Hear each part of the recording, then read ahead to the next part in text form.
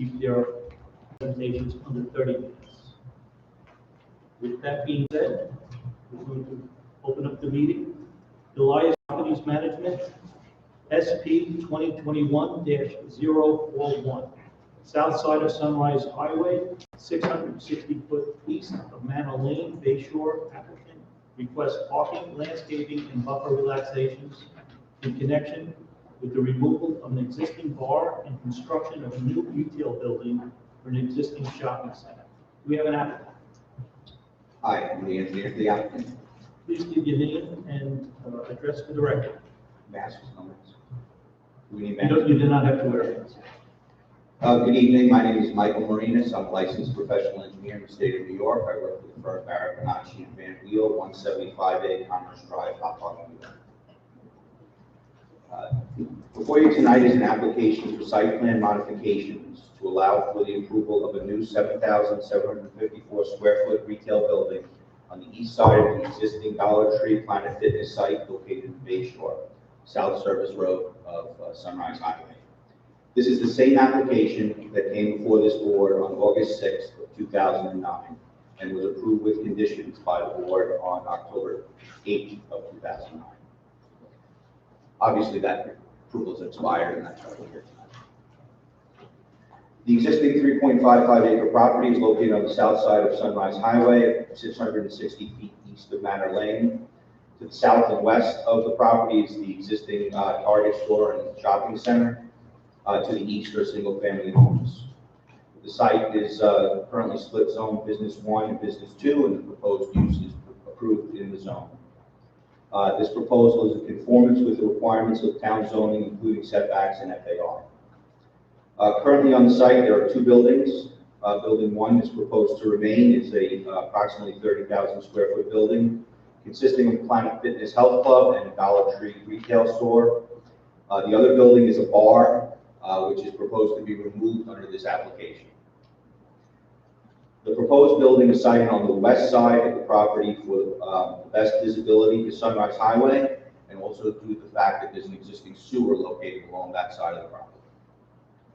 The site plan modifications before you tonight are for reduction in parking and for overall and front yard landscaping reductions.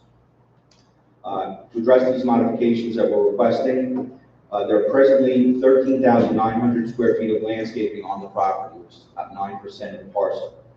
Under this proposal, we will increase that amount to 23,109 square feet of landscaping, which is an increase of 66%.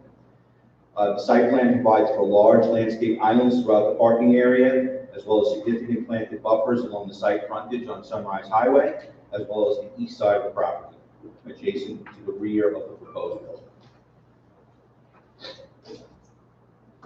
Of concern to the neighboring two residents is the location of the proposed building relative to the eastern property line. Presently, the existing parking lot and all associated activity and noise with the parking lot is located 12 feet from the property line. Under this proposal, we'll be doubling this setback to 25 feet as required by town code and installing 34 new trees in this area to supplement the existing buffer. Altogether, we're proposing 25 eastern white pines, 9 cypress, and 23 additional trees planted around the property. The existing fencing along the eastern property line, as well as all existing plantings, are proposed to remain. With regard to the parking, there are 208 stalls existing, 201 required by code, and we are providing 161. An effort was made to maximize the quantity of parking on the property and provide a significant increase in site landscaping. So we're trying to balance the two goals. And due to the increase in landscaping, the parking was inevitably reduced. The layout before you followed discussions, detailed discussions with the planning department back in 2009. This office prepared a parking study, which indicates that currently the site uses no more than 90 stalls, and when we increase the use due to retail, we still don't anticipate any more than an additional 20 to 25 vehicles. We submitted the parking study, and I'm happy to get into more detail if you'd like, but those were essentially the conclusions. Just some other minor issues of note, as I indicated, the sewer is located along the west side of the site, and that's one of the reasons why the building is sited where it is. The water and electric will be connected from Sunrise, and the drainage, due to the fact there's an increase in impervious area on the property, there's actually a net decrease in drainage runoff on the property. However, we are proposing new dry wells for the new building itself.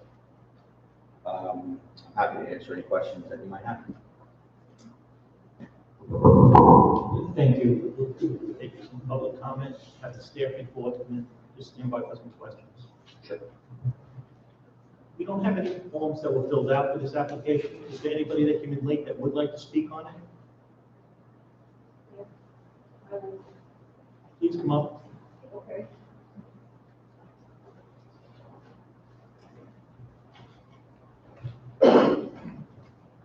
Ladies first. Can you come up, just please give your name and address for the record.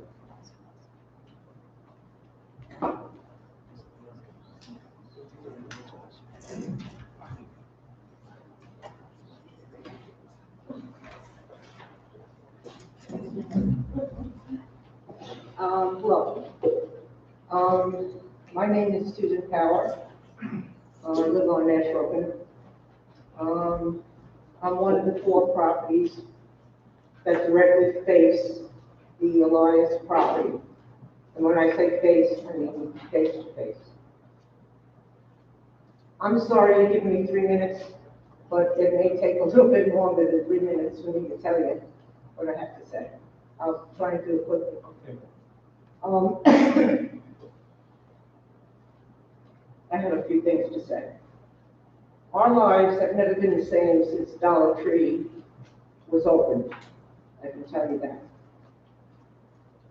The decision was made to make the access on the east side of the building, which faces the property lines, to the trucks be able to come in and make their deliveries.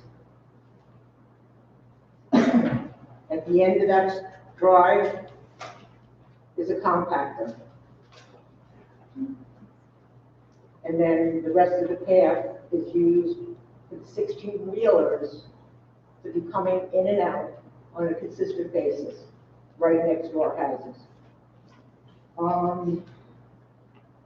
The compactor comes in at 6 o'clock in the morning, and it would be safe to say that he could wake up the devil himself with the noise. Then the 16-wheelers start to arrive for their deliveries. Some of them choose to idle, so they have exhaust spewing out, which I think affects the buffers of the trees that they have there. The refrigeration trucks that come in there are a completely separate story. They're on another level with noise. And I want to say also that there's a lot of other people who will have inside also, okay? I want to discuss the light situation under the eaves of Dollar Tree, which is on the east side of the building. Those lights are on all night. And they're under the eaves, but they reflect directly into one of my bedrooms. There's been a recent addition of another light that was put up higher on the wall next to the eaves, and it's kind of like a prison light, okay? I never saw wattage like it. It's just unbelievable. And that reflects into a second building. Oh my God, I went over my 2 minutes mark. I'm I'll give you a sorry. little more time. So that's a big issue. The pine trees, which were planted, I'm sure, in good faith, are not what I would consider a buffer, okay? They're sporadically planted, and as the trees grew, all you're getting is spacing between the branches. So you can still see everything that's going on there. There's no coverage whatsoever. As a recommendation to both groups, if you have not done so already, I would take a ride up Connecticut and take a look at how Target took care of their delivery issue. They planted trees there, they must be 30 to 40 feet high, and they're this close. The people cannot see anything who live on the other side of the street, can't see anything, nor do I think they can hear anything.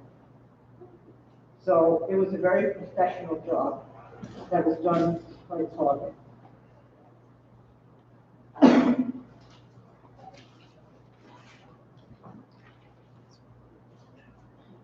A recent addition is, unfortunately, under the eaves, which are on this east side, where the pathways are, a homeless person, in a sad story, decided to take up residence there. He came with, plastic bags and blankets, but he since has added mattresses. And of course, he has his takeout food, and he's living there. And of course, there's no bathrooms, so God knows what's going on with all of that. It's obviously unhygienic. Sad story, and there has to be a better solution for this poor man. I'm gonna have to ask you to please wrap up. I'm sorry, but this is important to us. No, I understand. We're gonna ask a lot of questions of the applicant ourselves. All right, And there are other people that do want to speak also. I know. When I got the notice that you wanted to do this, I was sort of stunned to think that you would entertain a plan like this that would affect, again, all of these same families. As I understand it, there's a compactor at the end of the new building.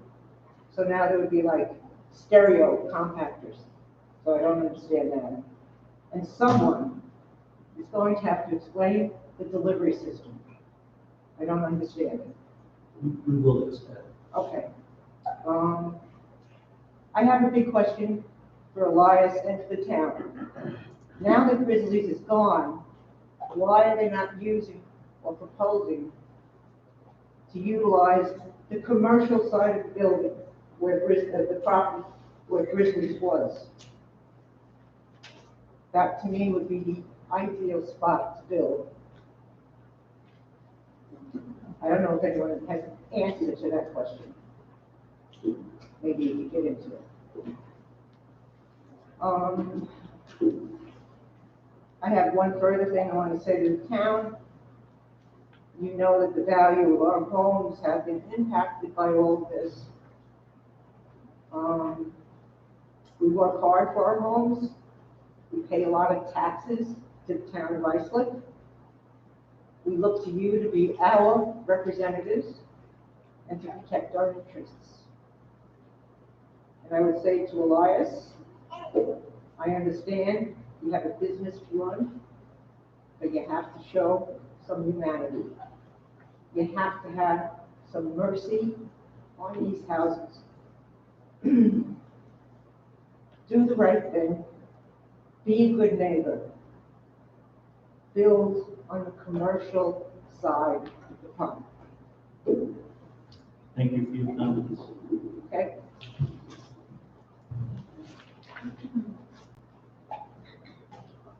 Ma'am, you, Katie, was that you? Or Katie is next.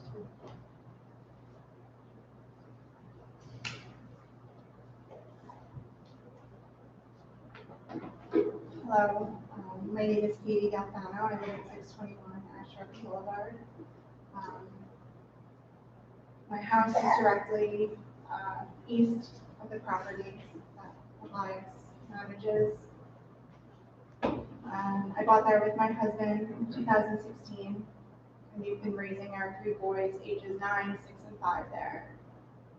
I have many concerns regarding the property behind our home and the new building proposal.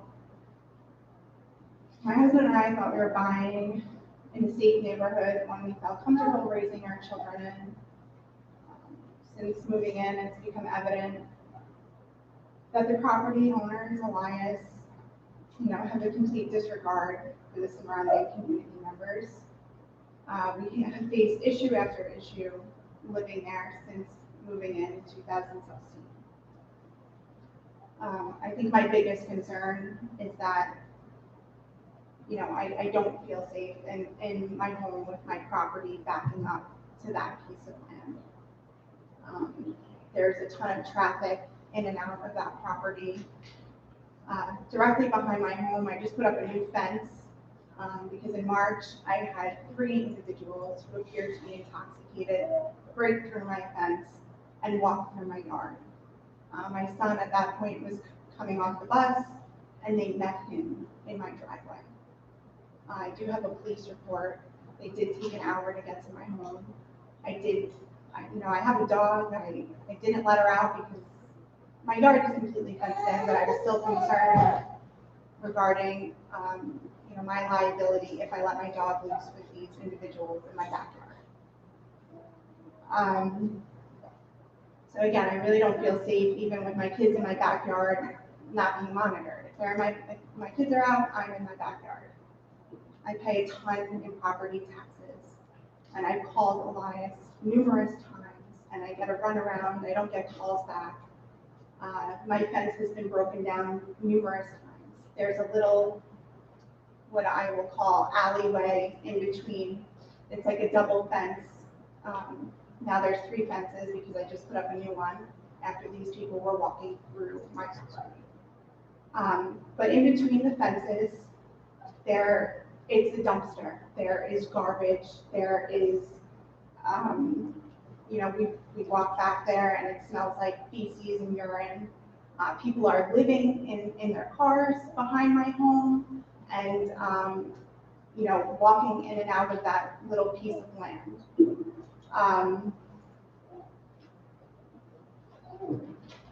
So again, I have pictures for all of this. There have been multiple cars. Even 2 years ago, I had a motor home right behind my home for the entire summer. So their generator or whatever it was running. I call the police. They tell me they cannot do anything because it, is not technically complicated. In 2016, right after we moved in, my backyard was set on fire from somebody, flicking a lit cigarette right on my property. With this building, right directly behind my home, I'm assuming there's going to have to be dumpsters. This also creates another barrier for these individuals, to safely live or do whatever right behind my home.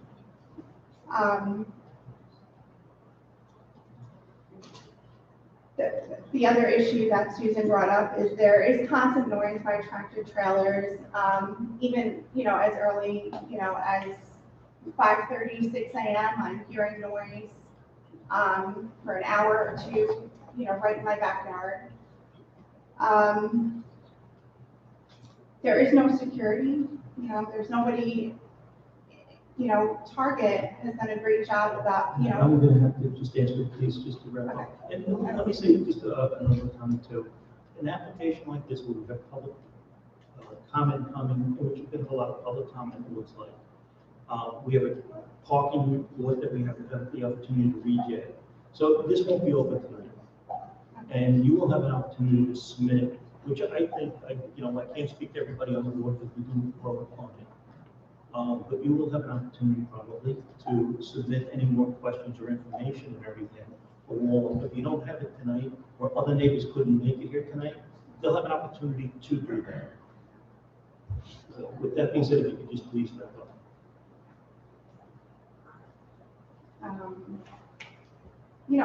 I would like the town of Islip to protect the community interests and our safety. Like I said again, I pay a ton in taxes. This will completely diminish the value of my home. And, you know, the point that Susan brought up also, I don't understand why they can't put this building, I don't want the building there at all, but why can they not put it on the west side of the property, the commercial side of the property? So there will be less traffic, you know, by the residential side. Thank you. And thank you very much for your comments. And like I said, I think you'll have an opportunity to submit more.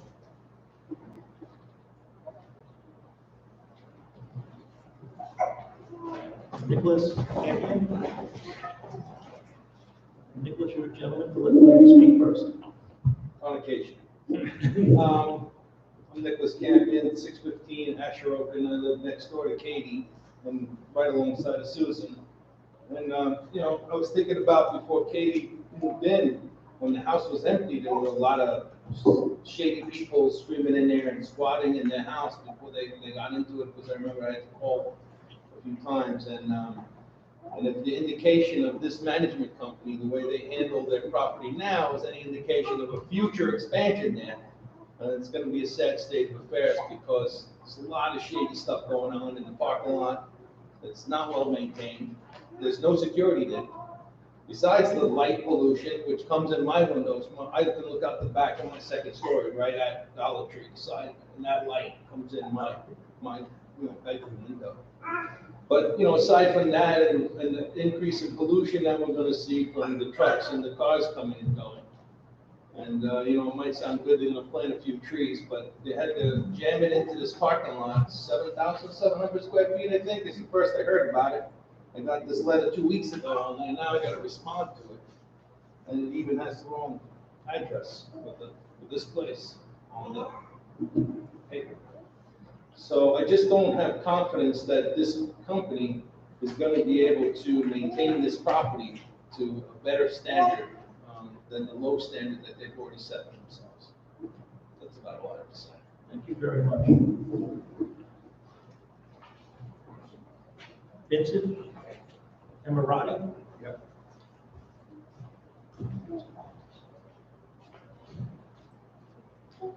Good evening, Vincent Emirati. I live at 614 Ashbrook Boulevard. My driveway is right across the street from Case Place. We've been residents since '93.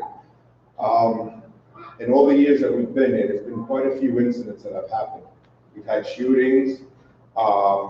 Right at Dollar Tree, when Dollar Tree first opened up, there was a shooting, a drug deal went bad in the parking lot. We've had numerous times where detectives were knocking on our door. The house across the street, actually Katie's house, and the one across the street from her were vacant for a while, back in the mid-2000s, I would say 2008, I guess it was. And squatters were in there. One day the water was flooding out of the windows because of the people that were breaking through the fence back then in those days. But my main concern is with all the vacant stores that are in there already, do we need another 8 stores on top of that? I mean, Michael's or whatever it was went out of business over by King Cullen, which is the other shopping center right behind here. Grizzlies has been out a while. I believe Modell's, there's nobody there. It's a vacant building. That's a pretty big store. And it seems like they're going to put this building, I guess it's for profit or whatever, which I understand. It's, you know, everybody has the right to do their thing, and I have a right to come here and speak about it. If you do decide to allow this building to happen, I would rather see it on the other side, but, you know, there must be reasons why they're planning it for hooking up to the water or whatever, sewers. But they would have to do something like they do on the expressway, one of those big privacy walls. I know they're expensive, but they would have to do something because there's a lot of things going on that's not good for the community. We have young children. The neighbors all keep their yards pretty clean. We do a good job. I don't know what my neighbors are paying for their taxes, but we're almost up to $14,000 a year for taxes. And then we're gonna have a commercial building where the lights do come in. I'm on the other side. I'm on the east side of Ashbrook. The lights are in my windows. The noise is unbelievable. I can't imagine what the noise is for the people that are on the other side of the street, on the west side of Ashbrook. I'm on the east side. We can't even open up our windows at night when it's a nice night because they got these street sweepers with vacuum cleaners. I hear the ones over by Lowe's on top of the ones that come to Dollar Tree and the gym. The gym used to be open all night, but I don't think it is. I don't hear as much stuff going on from the gym anymore, but when they first opened that gym, that was a 24-hour gym. Cars were racing, the radios were loud. You could hear them talking on the dead-end street on Seneca, on the end of Seneca that borders them. Are they gonna do something with that? Are they gonna put a security light over there? I feel sorry for the lady that lives on the corner, because there's always so much crap on that street. They just throw the stuff out. And if you call the town, they will come and they will clean it up. I've called a couple of times, but it's just, there's a lot of abuse that goes on here. And that's really all I gotta say, it's between the empty buildings and the stuff, and I appreciate the time. No, thank you very much for your comments. Those are all the talks that we have on this hearing. That being said, we're gonna go to the staff report with Hannah Gonzalez.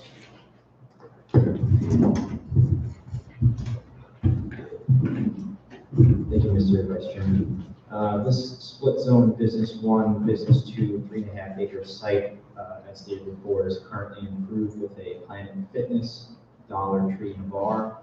The proposal before you tonight is to demolish the existing bar and construct a new 7,754 square foot multi-tenant retail building with various on-site upgrades, including a new parking layout, landscaped islands, buffer plantings, and more.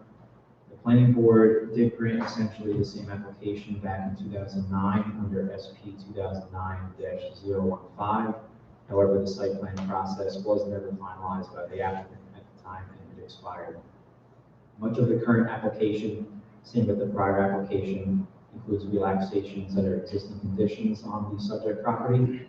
One aspect of note in regards to the building is that the original proposal was for a 19-foot high retail building with a 4-foot high parapet in the midsection of it, which brought the total height to 23 feet. The current proposal is a little bit shorter, it's 17 feet instead of 19, with a 5-foot high parapet, so the total height is 22 instead of 23.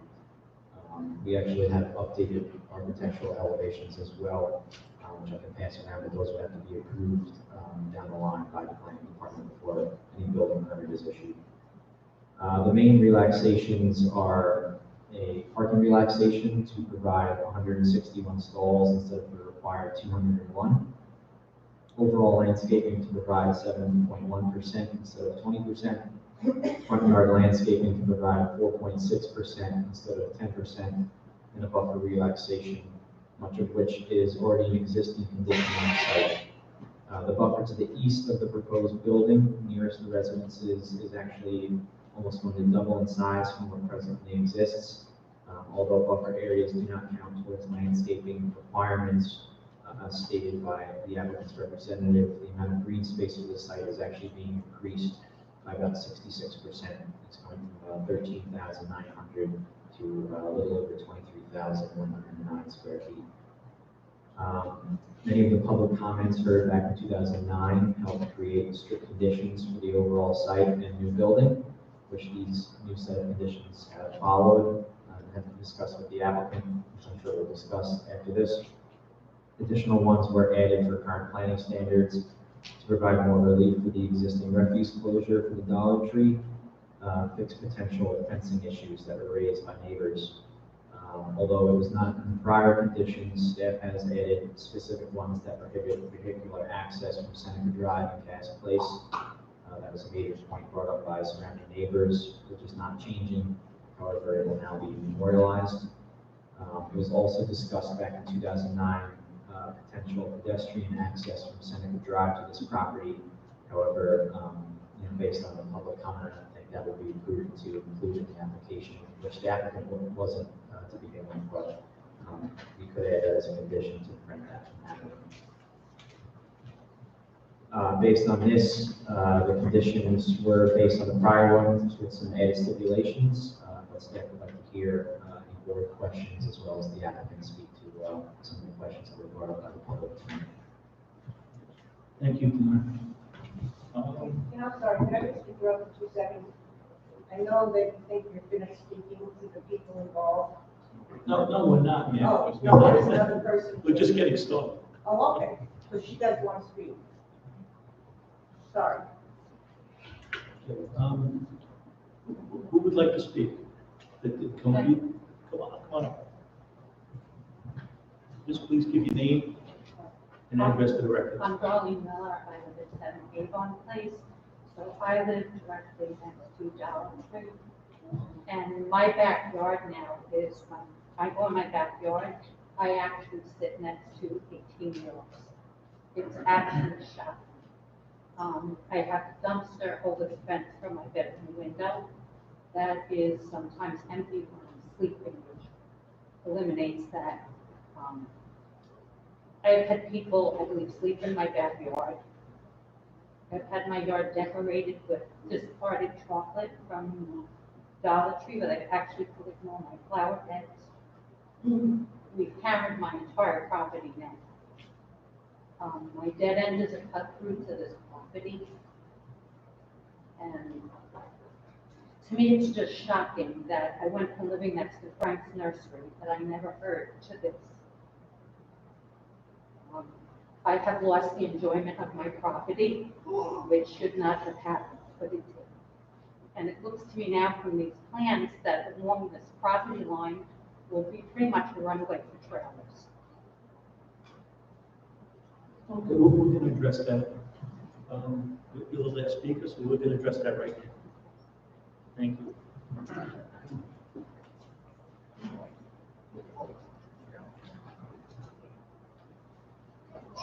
The applicant would like to come back up. I'd just like to start with a few questions myself. Sure. From brief testimony that we did receive tonight, the one thing that rang out to me was the light impact. And I know that the town has codes and everything for negative impact lighting. So what is the proposal as far as the lighting? Because it's all coming from the one building that's going to be still existing, correct? Yeah, it sounded to me like the complaint had to do with the existing Dollar Tree building itself and not parking lot lighting. Correct me if I'm wrong. With regard to the site itself, we are going to be redoing all of the lighting because of the locations of the new landscape islands. So all of the site lighting itself is going to be upgraded, shielded, and modified to town standard.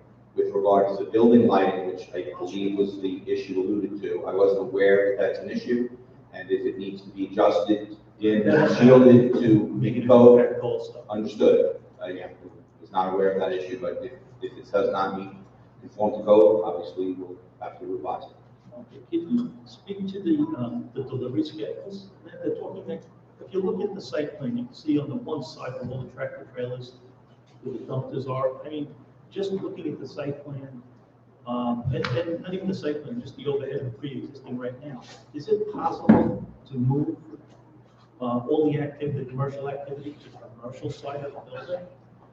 Because I see no reason really to keep a dumpster towards the residents. It could be on the other side, against where all the commercial is on the other side of the building.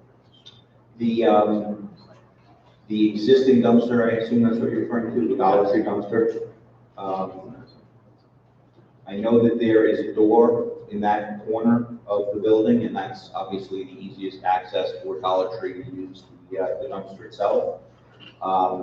That aisle behind the store is used for truck traffic, so I don't know if there's another location. I'm sure that the owner would be willing to discuss that. I don't see it, there's not an issue from their standpoint unless there's some kind of functional awareness issue that I'm not aware of, but the client, the owner would be willing to discuss that. Right. Well, some of the issues that were discussed tonight could very easily be taken care of by moving all the activity to the commercial side of the building. Well, when you say the commercial side of the building, the deliveries, the west side of the Dollar Tree side. Well, the Planet Fitness is on the west side, and the Dollar Tree is on the east side. So the deliveries for the Dollar Tree building itself currently take place south of the building and east of the building, where the entry areas are. So I don't know if it's possible to relocate those deliveries. I do think, and I do believe that the owner intends to comply with the noise regulations and delivery times. So if that's an issue, that certainly needs to conform, and I understand that. But I don't know where deliveries could be relocated for this area. And existing right now, you know the hours of operations for Planet Fitness and the Dollar Tree are? I do not. And can you tell me what the proposal for the new shopping center, is anything that Is is it- concrete enough to have hours of operation? The proposed building, and it just back to the delivery issue, the proposed building is going to have all of its deliveries in front of the building. There's no intention of using the rear of the building for deliveries. The only purpose of the doors behind the building is for fire code, pedestrian, secondary means of egress. So the point that we'd like to make is that all of the activity associated with the new building is going to be further away from the neighbors as it is now. Right now, the neighbors are 10 to 12 feet. The activity is 10 to 12 feet away from the neighbors. The parking lot is there. We're going to be putting a 25-foot buffer plus the building. The building's going to help suppress noise to the neighbor from the property itself. And all deliveries, like I said, would be in front of it. And there's no activity behind the building. There's none proposed, that's correct. Right, no dumpsters, No, anything? no, well, the dumpster is located to the south of the building, and I know that that's an item that the town has issued as concern, and we're certainly willing to come up with another location for it if there's another place that the town sees fit. I'm sorry, I have a question. I'm sorry. Just, hold on, ma'am, just hold on. So, my understanding. Just please hold on, ma'am. Oh, okay, sorry. We take a record, we have a stenographer that takes a record, and then we shout out from the audience. I'm sorry. We can't keep the record. All right, I know it, that's the questions I have right now, but I know that my colleagues, I'm sure they have a few. But yeah, one other point I just wanted to make, there was issues about safety, and I think one of the ideas behind this project is to eliminate the bar. So we're hopeful, the owner is hopeful that by eliminating the bar, that's going to get rid of a lot of the undesirable activities that would be associated with a bar, and hopefully that would address some of the concerns just in the use itself. Well, I can agree with that. There's different hours, and there's different clientele from shopping experience to a bar. Okay? You heard Jory?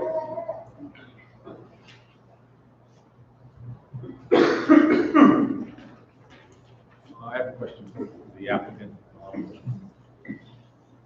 Much of the public testimony focused on relocating the building from the east side of the site to the west side of the site.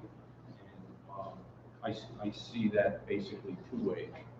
One could be considered that you're taking the commercial activity and moving it further from the residential neighborhood. The other side of the coin is that by having the building there, it's done properly with the proper buffering and all of that, and the proper location of activities such as refuse removal and all of that, and deliveries, have that become in the front, that building can actually serve as a buffer to buffer the community from the commercial activity, the headlights and the noise and everything else in the parking lot. Yeah, but that's the point. You stated that the reason for having the building at that location was for the sewer connection.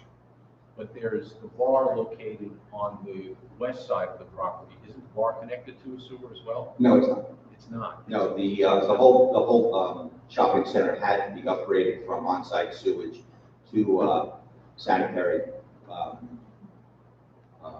sewer. And that happened maybe 2006, I think. And so the bar was not part of that upgrade. So the bar right now is being handled by septic system. Yeah, the bar is not being used at all, but yes, correct, that's correct.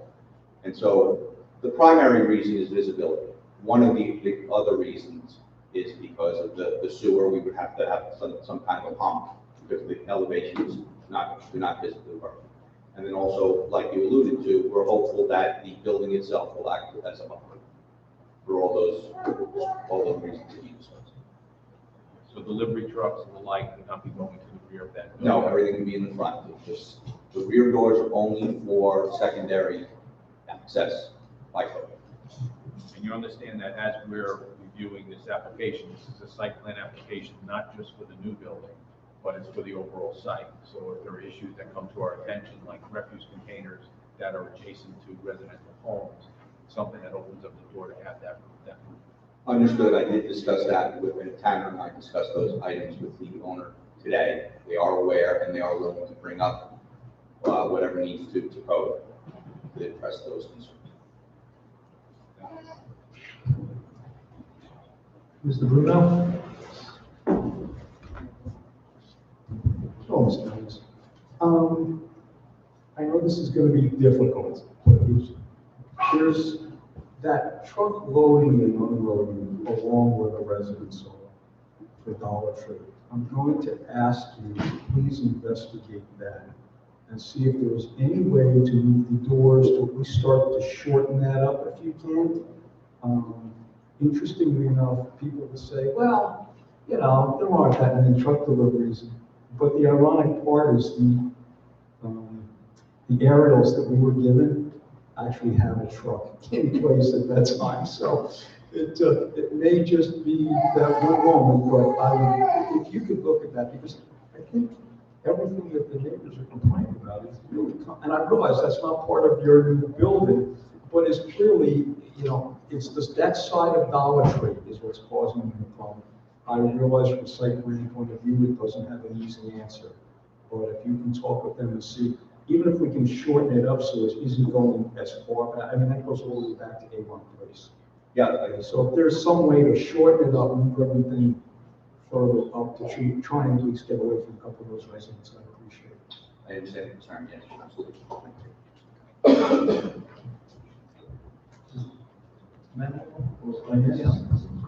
Mr. Moran,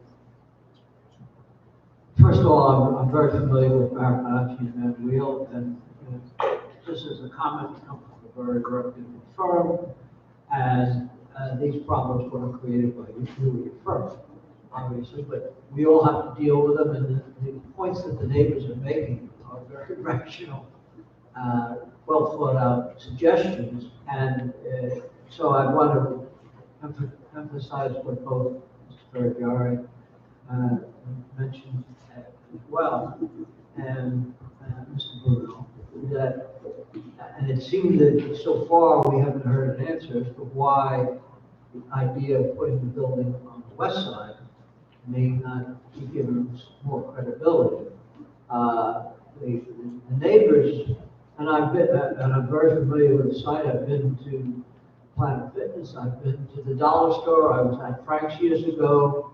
I don't remember when it was Frank's. It was that much of a problem, but now it's a problem with Dollar Store, as we're hearing from the neighbors. So there's definitely a number of things that need to be addressed.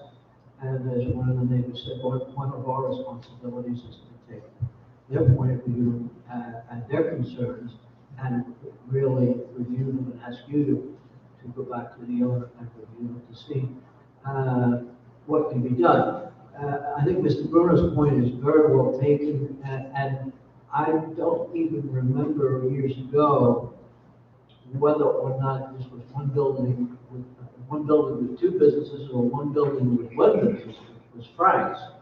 And if it were one building, for example, then the loading dock would be on the west side, not on the east side. And that would go a long ways to be responsive to the neighbors who are telling us about their issues and you about the issues that they face. So it's a problem. And as I say, I'm happy that your firm is on it and you carry great reputation. And hopefully we can work through this and come up with a solution. Thank you. Thank you, Councilman Moore. Any other questions from the board? Ms. Bruce? Hi, my question and concern is as much about security. If they're going to be, if obviously you don't have it now because the neighbors are complaining about the security and all the activity that's going on in that area, which is obviously not being taken care of. So I wanted to know, are you putting a new fence or just leaving this or putting all the extra plantings there and that's it? Will you upgrade the fencing? Maybe a possibility could be, to me, is to add you know, the privacy fence, something, along that side of Dollar Tree. The intention is to keep all the existing fencing, which is already there, in a well-maintained condition. So if there are any cut-throughs in the existing fencing, that would certainly be repaired. I believe that there is fencing circulating the entire property right now. That would remain, but if it needs to be upgraded, we certainly would. I know that the fencing does not go as far as the existing road on Seneca. That was a point of discussion at the last meeting. If the town would like the fence extended past Seneca, we can certainly do that. I know that there's a pedestrian path there. There was concerns about vehicle access back in 2009, and I know that there's plantings and trees that prevent that now. But if there's concern with pedestrian traffic through Seneca, we would certainly be willing to extend the fence in that area. And the security, the property, do you have security, or is that just target security, for part of this? There's, On the property, because if there's homeless people that in there, yeah, the security, there's no security provided by lies that I'm present. that's something that should be considered, since if you're not gonna remove the fence, that would just be my concern. If there's homeless people living there, you know, how do you deter that?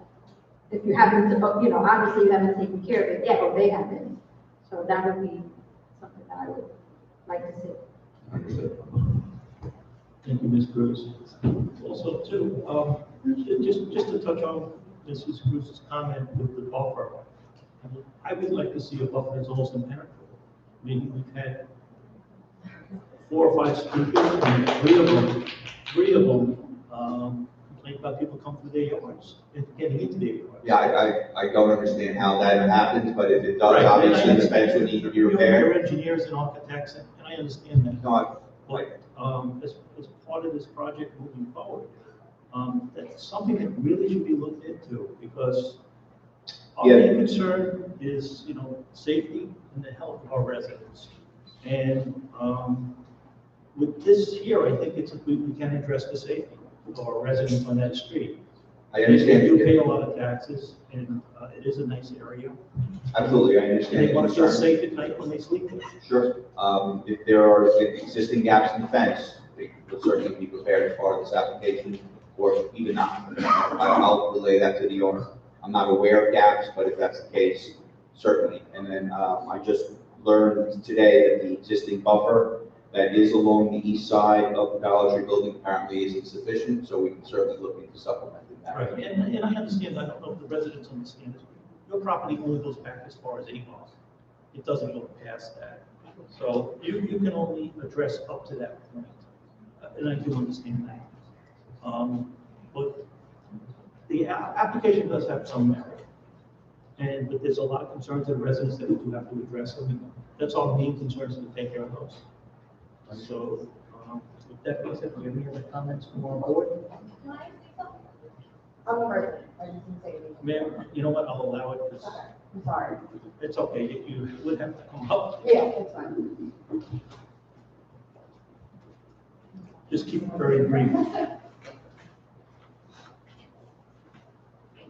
Please I'll keep be it very quick, brief. yeah, no, I wasn't gonna say anything. So I live at Avon Place, 8 Avon Place, You need, Lynn Murphy. So I don't live directly next to, I live across the street from Darlene. So I do hear the guard, my property backs to Target.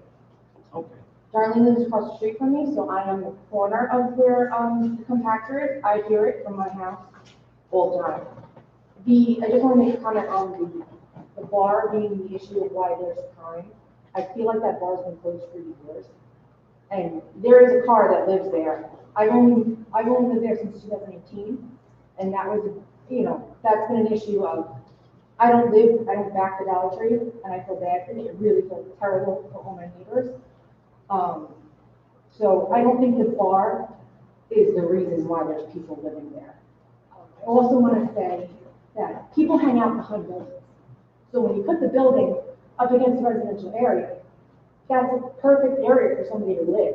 when they're out in the open, if you put that building on the other side of the bar, there's traffic that drives through all the time. I drive all the way, when I leave Target, I go behind Grizzlies. And if somebody's living there, people are gonna see it. Nobody hangs out in front of stores. They hang out behind stores. They hang out in the corner. Where that dumpster is, there is a cut through. People walk through that, where the dumpster is by Dollar Tree. They cut through the fence all the time. I've only been there since 2018. And Darlene and her husband stack stuff. They've cut through chain link fences. We have stuff piled up because it's the only way we can stop people from cutting through. So it is a little scary thinking you live on this like quiet little cul-de-sac and you have people coming through in the middle of the night. Or, you know, I've seen people meet up for other reasons. You don't want that when the kids are playing in the street. So I don't like it backs the property so it cuts down the noise. That's not really putting up a building in 25-foot alley for people to hang out in.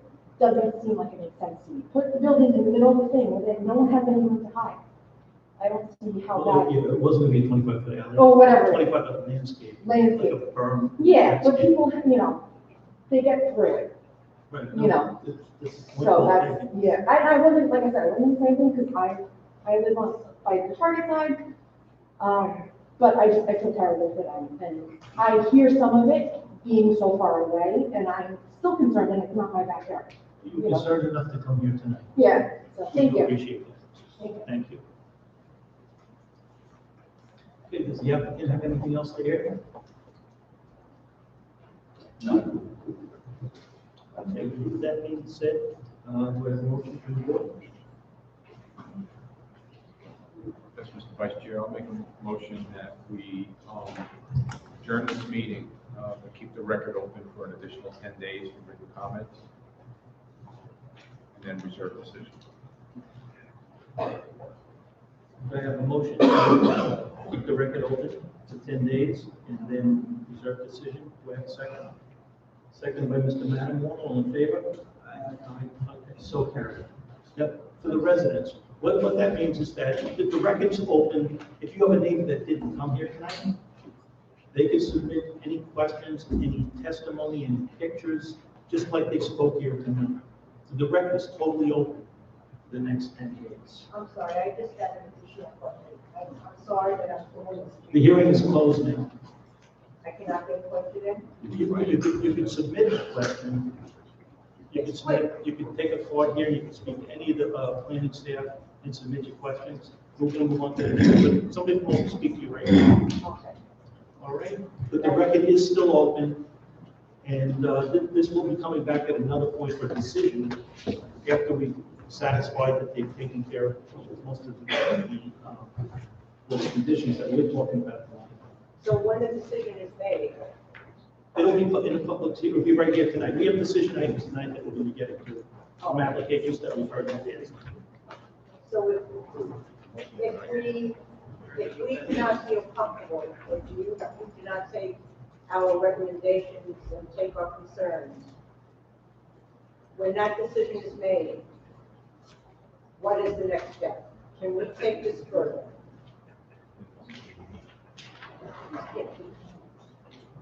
I mean, we're actually considering, I don't want to sound threatening, I mean, we're actually considering getting some attorney consultation and some additional neighborhood input.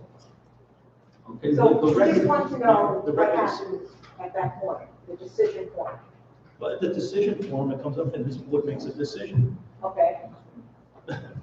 I can't tell you what that decision would be. No, I understand, but there's We an have no idea. opportunity on our part to continue in discussion on that decision.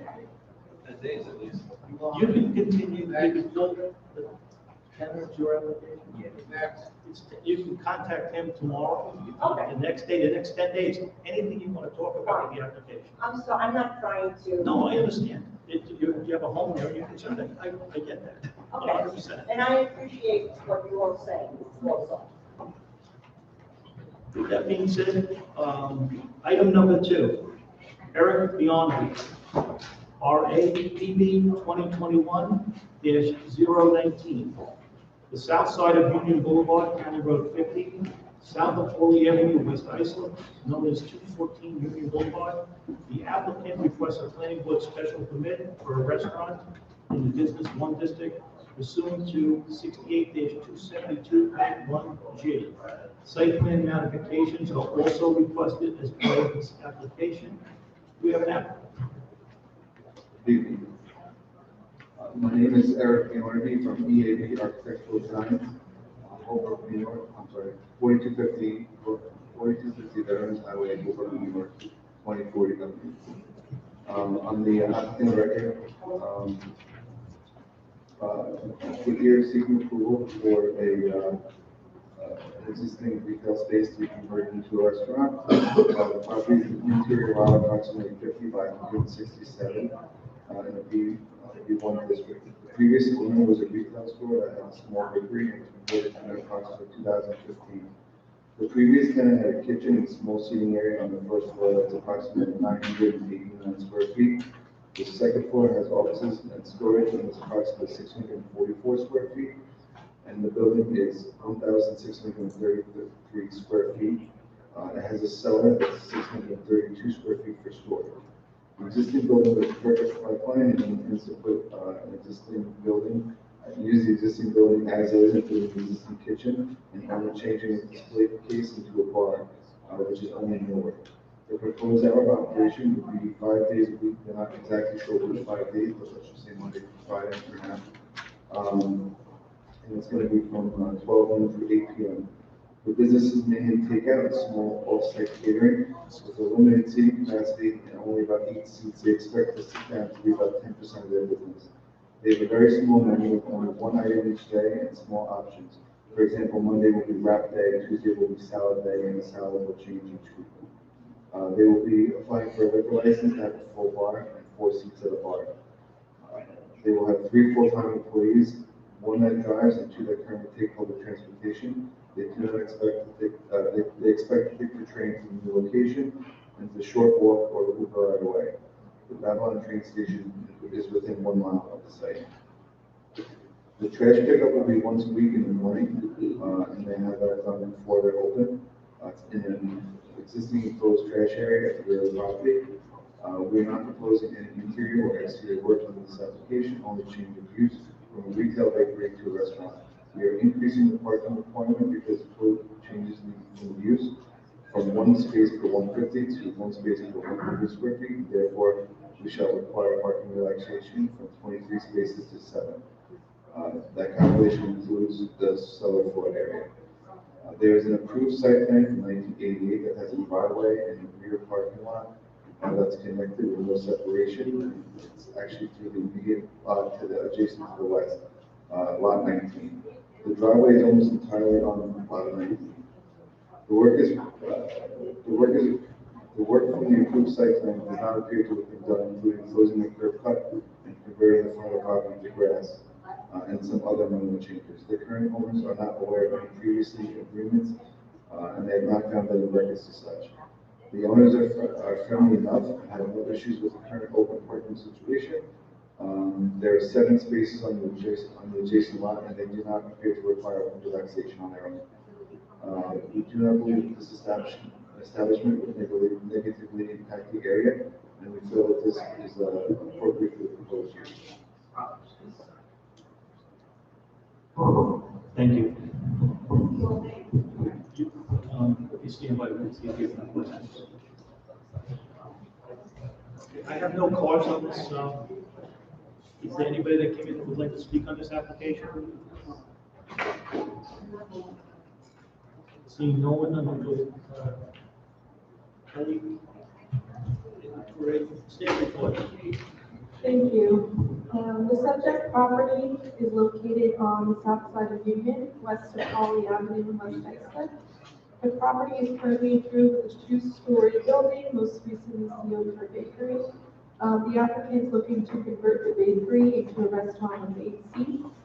And they're also requesting several site plan modifications, which include parking, buffering, and landscaping relaxations. As per the applicant, the restaurant will mainly provide catering services and takeout, but will have a few tables where customers can order food and dine in. It is important to note that any delivery vehicles cannot be parked overnight on the property, and the applicant will either have to hire a delivery service or find a location to park their own delivery vehicles overnight. Another concern for the property is the location of the eastern curb cut. Planning has reached out to the county regarding this curb cut and improvements that may need to be made, but we haven't heard back yet. The curb cut eliminates much needed parking and significantly reduces landscaping and buffers. Ideally, planning would recommend a cross-access agreement with the neighbor to the west for both parking and access to Union. However, as per the applicant, no cross-access agreement is recorded to the deed, and they don't want to bear the cost of recording such an agreement to both property deeds. Planning would recommend the board reserve decision tonight in order to allow time to determine improvements for the eastern curb cut and to draft conditions regarding potential cross-access and other concerns that the board may have about this property tonight. Thank you, Mr. Martin.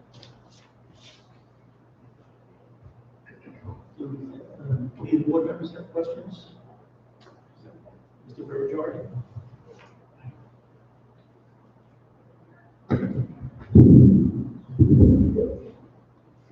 This particular property has a unique street frontage.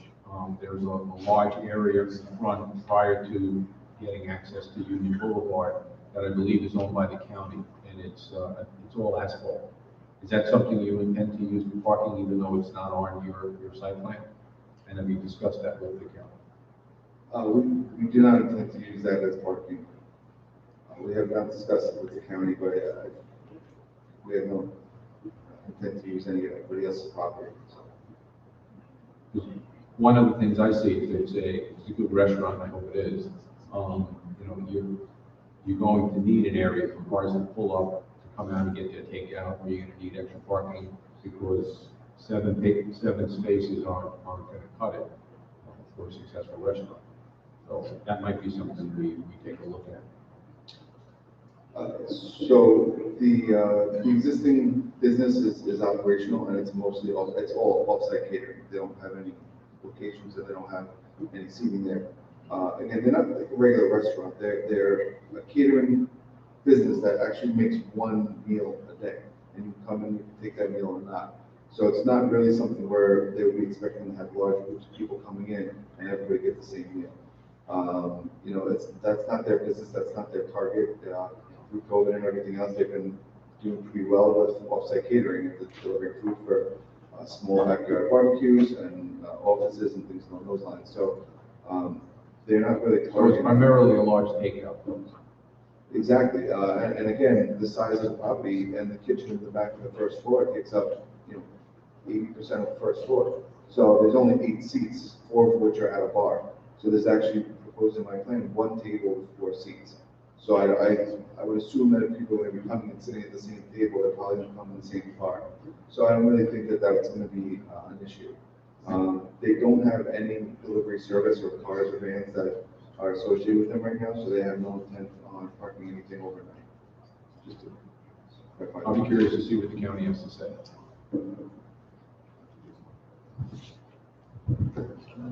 Any other questions from the board? Mr. Bruno?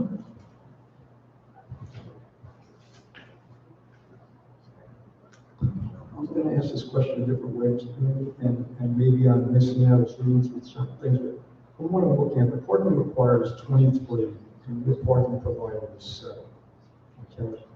I understand that the 23 is probably the nature of the size of the building, and that, but can you again just quickly explain to me how 7 is going to be enough? So we were directed to take the entire square footage of the entire building, including the offices on the 2nd floor and storage in the basement. So there's actually only 989 square feet on the 1st floor, which 7 spaces would pretty much be adequate for that space.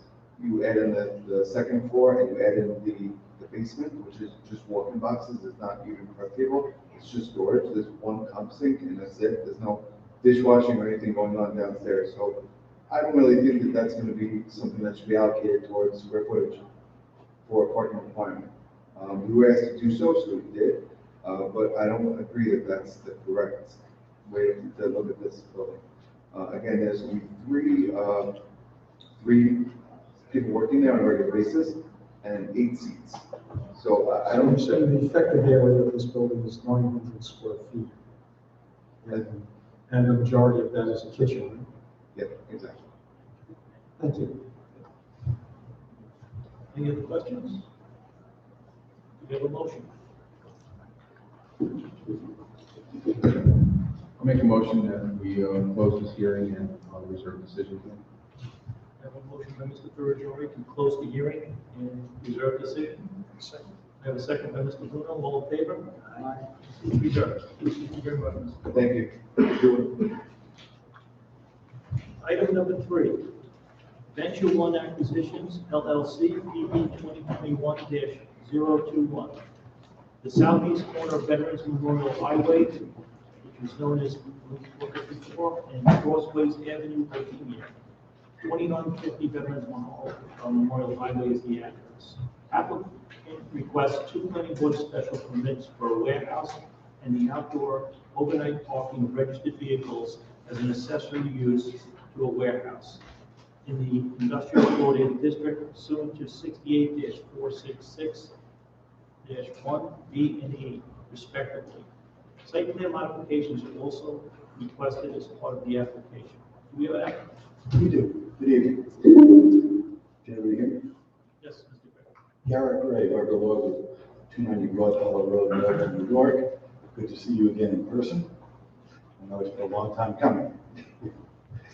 We represent Venture One Acquisitions LLC, the contract MD of the subject property. Joining me this evening is Mark Good, Venture One's principal, Ryan McDonough, Venture One's vice president of the Northeast region, Ed Mayer of Ware Malcolm, Venture One's architects, and Christina Zaleski, project manager of Langen, Venture One's engineers. The subject property is located on the southeast corner of Veteran Memorial Highway and Crossway East in the hamlet of Bohemia with a mailing address of 2950 Veterans Memorial Highway. It's also known as Section 146, Block 1, Lot 1 on the tax map of the county of Suffolk.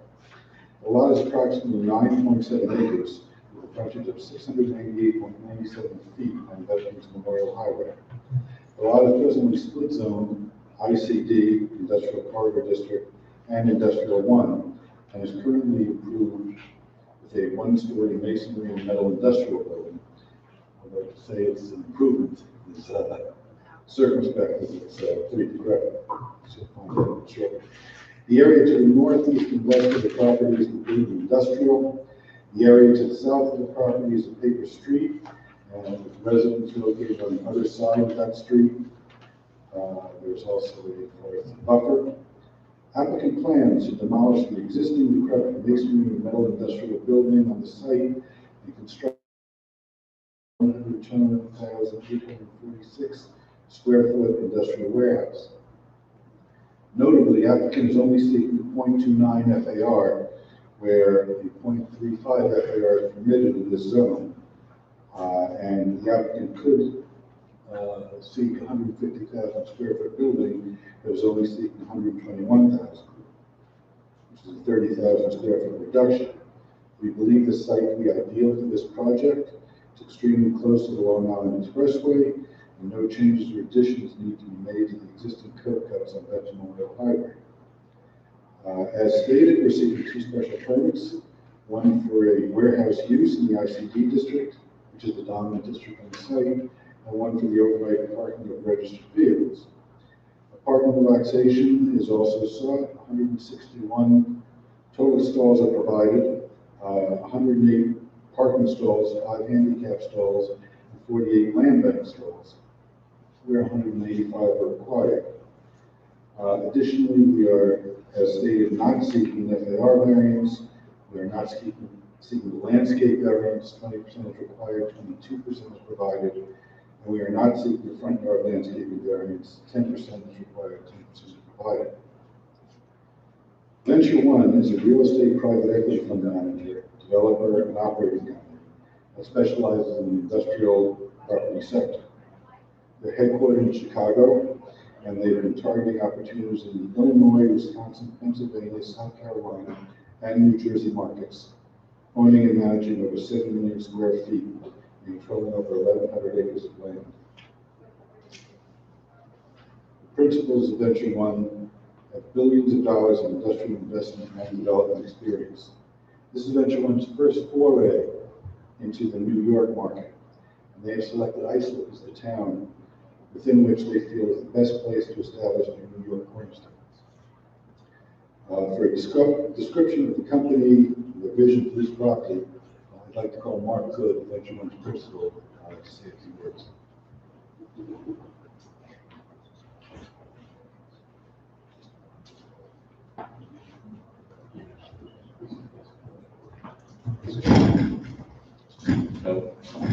Thank you very much.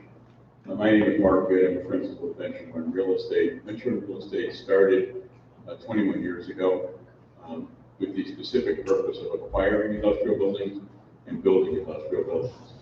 We're headquartered in Chicago. That's the market we've developed in. And recently, 2.5 years ago, we expanded to the New York region where we buy properties and are looking to develop properties in the New Jersey area and Long Island here.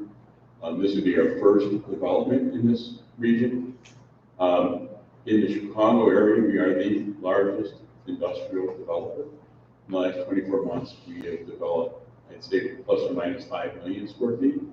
We also want to control about 1,100 acres of industrial land and a multitude of business parks in Chicago.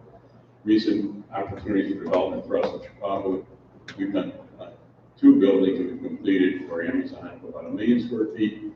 We're just finishing up a building for Scott Miracle Grove, 1.3 million square feet.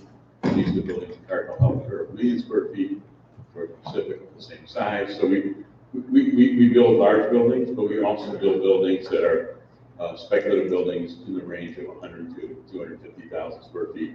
What we're showing you here on this is examples of those buildings that we built that are on the low end about 70,000 square feet and on the upper end about 200,000 square feet that we built speculatively in the Chicago area over the last 3 years. This is a great project for us. The quality of the building will be precast. There'll be significant glazing for offices in the front of the building. And we're very much looking forward to making this our kickoff project, development project in the region. Thank you. Thank you. Now I'd like to introduce Brian McDonough, again, Vice President for the Northeast Region, to the team.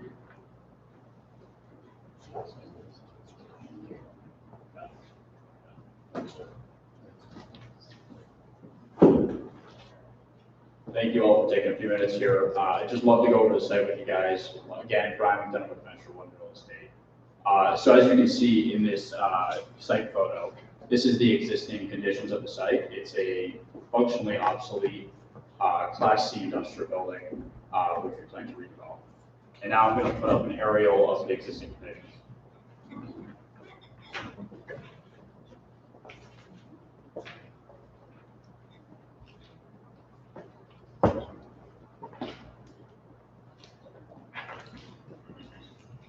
So as you all can see, there is the functionally obsolete building in the middle of the aerial, and then there is some storage materials outside, which is part of this project we plan to remove from the site and develop in a Class A fashion. As Mark said, this is going to be a Class A project with precast glazing on the front, with loading on the rear, if not facing Veterans Memorial Highway. And we think this is a good addition to the market. The market is seeking functional Class A space. There's a dearth of new product in the market, and we expect this to create a fair amount of jobs for the municipality.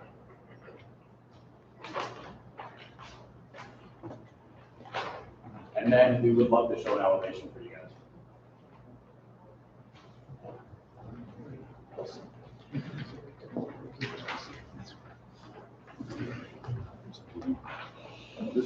Yeah.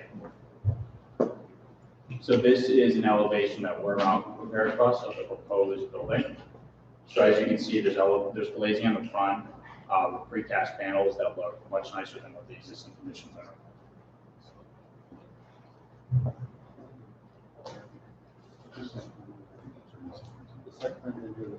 Yep. And then I'd love to show, and then Mark, if you want to talk about a few projects we just completed, these are some recent live projects we completed last 2 years. Well, I had mentioned before, those are all the Chicago market, they were all built on speculation, all precast, and with the idea that we would lease them to high-end corporate clients, similar to what we're looking to do.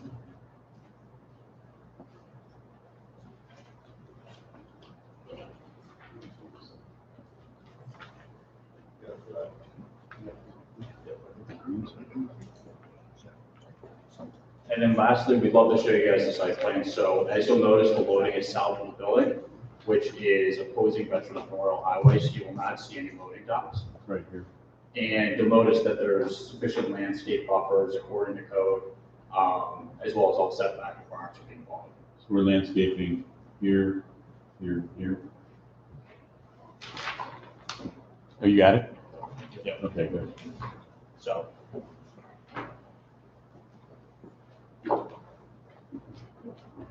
Thank you. Just one other point, or a couple, one other point. Right now, there is no tenant for this building.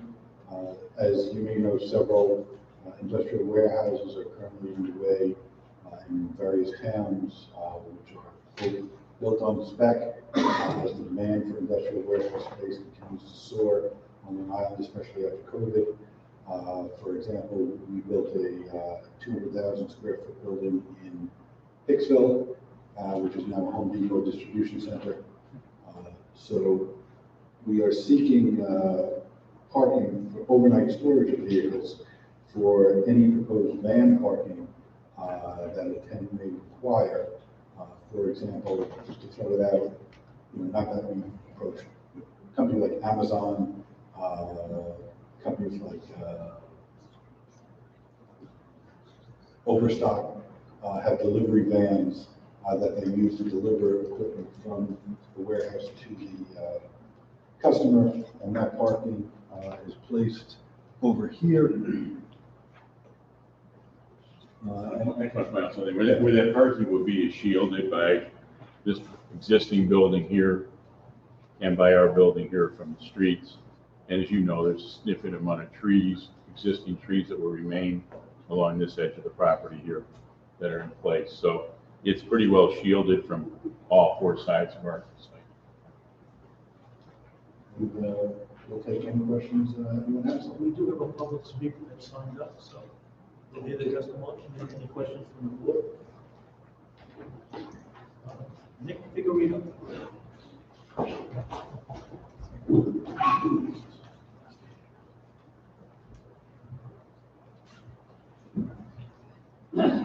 Nick Figurito, I live on 27 Hill Drive, so I'm on the south side of that building, my backyard property. It sounds like they're building K1 building. I just want them to be considerate of the properties that are on the south side, and if they're having an overnight parking and the light, the light filtration, the light pollution, is there going to be enough of a barrier? It sounds like they're spending a lot of money on the buildings, so it would be nice if, behind the people's properties, there is a buffer that would filter out some of the lights, some of the noise of the trucks. The loading docks will be on the south side. I'm just saying, so if, that can be a consideration, that's what we're looking to in the neighborhood. So that's really what I have. If you'd like, you could have one of these site plans, you can take a look at it and see the buffer and everything. I'm just, we have one here to mention that. Right. Okay, yes, I just know that there is There's a huge buffer that is proposed Okay. against the property, but I was just trying to measure it. I don't know if somebody there can give me an answer as to what the dimension is. All right, yeah, I know this is just the woods, I don't know if that's staying there or. Staying. That's staying? Excuse me, All right, so you that's. guys can have a discussion. Oh, we Sorry. can. We'll talk about it. All right, that's all I have, thank you so much. Okay, thank you. so, so I'm happy to set a question, that's great. So actually, there is an existing road that is town-owned, which is covered, is forest currently, that will remain as is. And then on top of that, we are adding the required 30-foot landscape setback, which will be landscaped as well. So there will be sufficient room. So I do want to address the lighting question. Can I do that? So all the. I didn't hear the question, if What you get, and I appreciate this, is that, sometimes you put in lighting that escapes the site and can go into your, as we heard earlier, speaking about the backyards. Many of the projects we do are adjacent to residential areas. It has happened to be, or to a commercial area, so we're very sensitive to that. This is a unique property where we already have an existing, 50 plus 30-foot setbacks, almost, was it 70 feet difference from where our parking lot would be to the backyards of homes that have existing mature trees.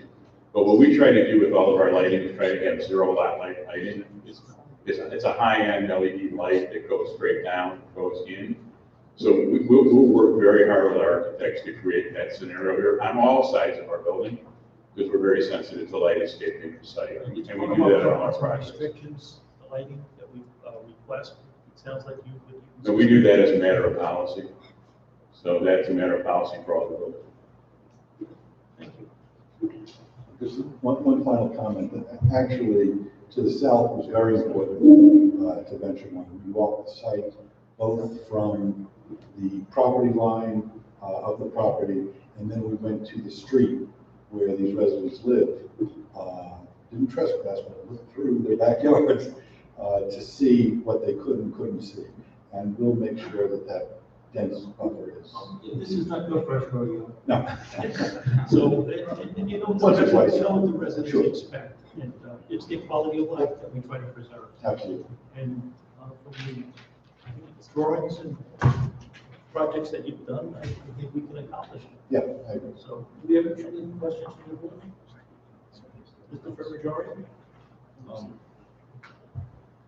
I just have one site plan question with regard to the parking. You are requesting a 20% relaxation, and I understand, many times industrial buildings are overparked depending on the actual tenant you get. This is a spec building.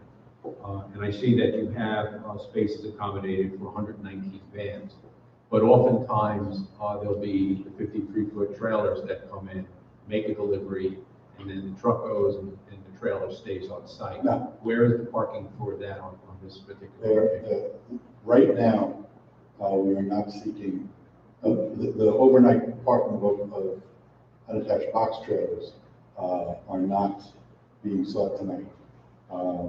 The trailer will stay in the loading dock until it's ready to leave the site. Okay. If the cab needs to be changed, the box trailer will stay at the loading dock. The cab will be removed and the new one will come in. Okay, as long as that's an understanding, because Yes. a lot of times you drive through industrial parks and you see the trailers parked on the street. That's highway. Yeah. Obviously, we can't have No. that. So there should be some accommodation for a trailer that stays Yes. overnight. And if it's gonna stay in the loading dock, that's okay. As long as there's a suitable spot on site. If that's okay with Kelly, it's okay with us.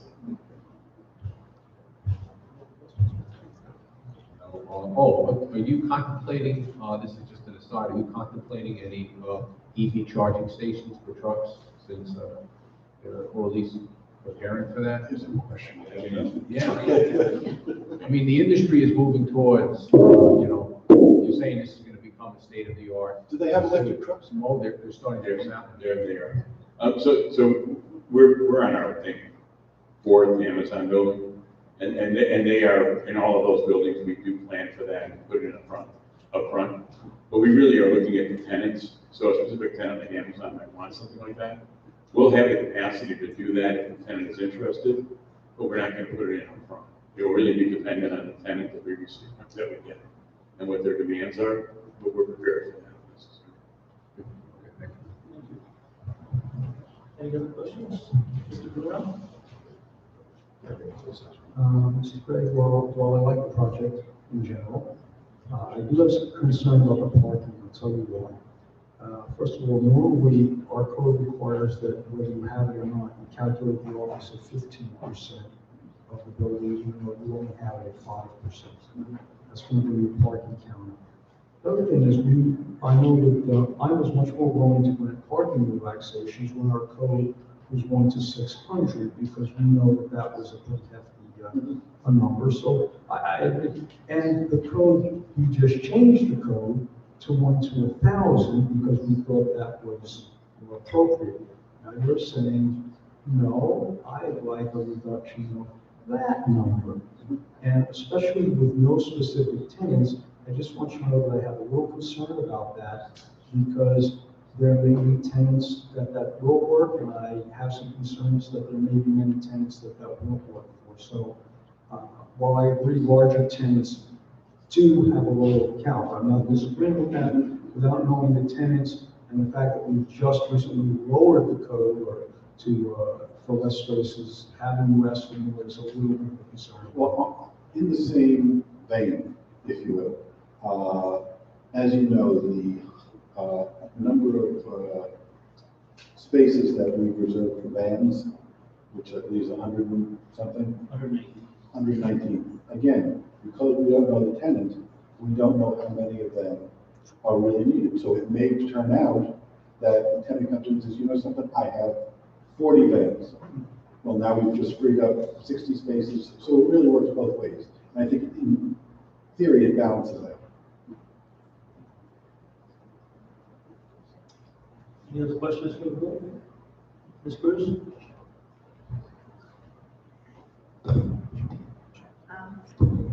All right, so my question is, on the residential side, Yes.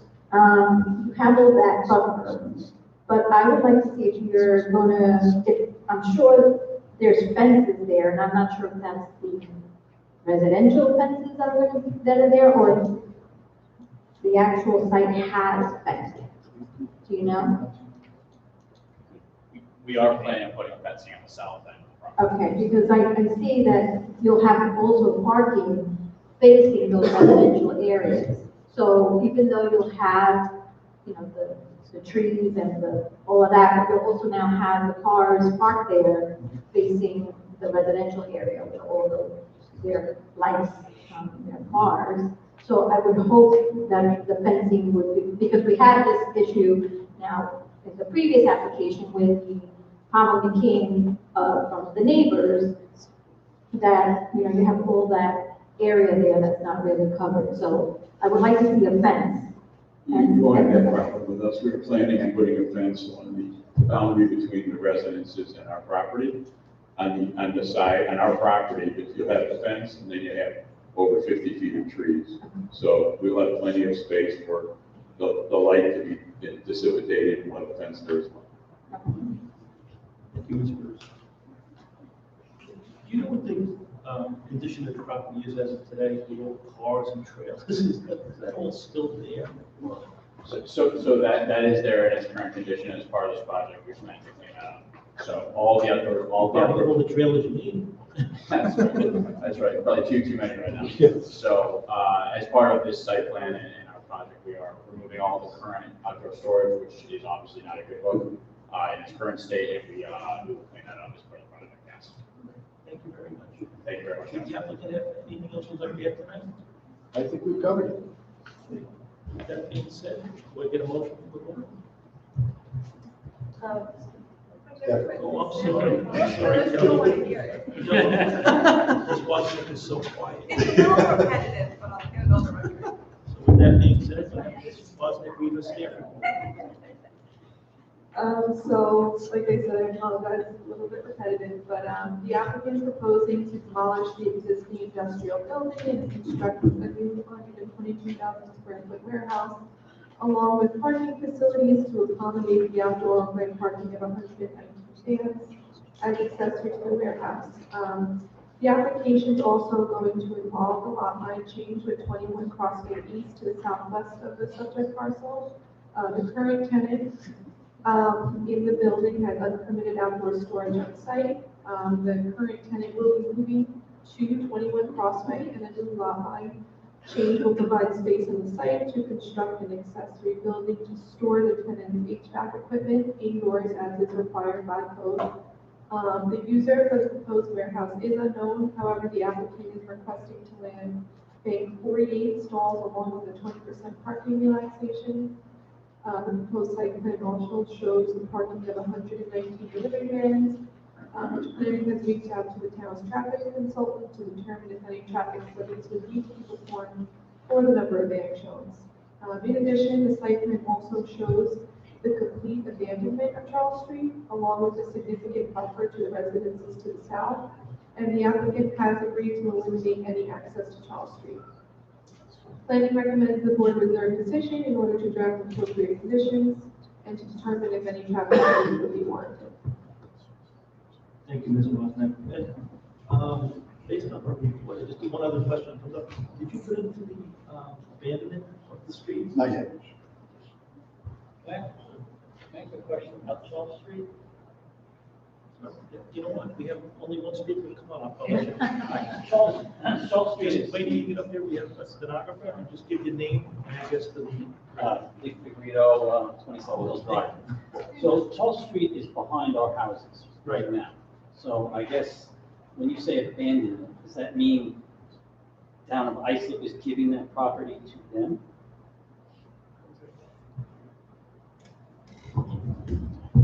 Well, depending on, it's. No, because right now there is a town fence that splits Charles Street right now. So 25 feet into what would be there. We're not seeking to abandon Charles Street. Okay. You're not seeing. Not seeking to abandon. Okay. Okay, so I'm not allowed to talk to him. Your property is basically, I don't know if you. But asking questions to us. Okay. So we have a record. Yes, okay, so if he's walked the property, he sees that there's already a town fence there, so if he's walked the property, there's 25 feet from that fence towards the north towards Betts Highway, that is still town property. I'm assuming that's still town property. It's still. Okay, so then if they build a fence, it would be 25 feet from that other fence, because that would be their property. I can answer that. I think we That is correct. We can't build a fence on your property. We would build it on our property adjacent to your property. So in theory, now we know there's two fences.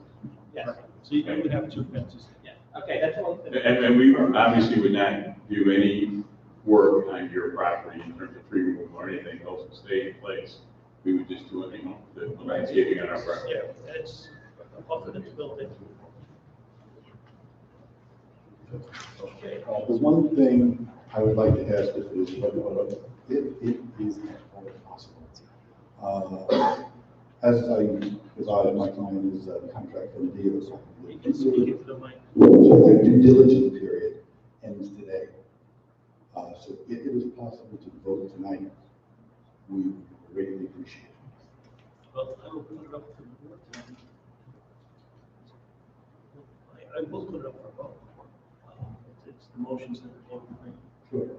So what are you requesting?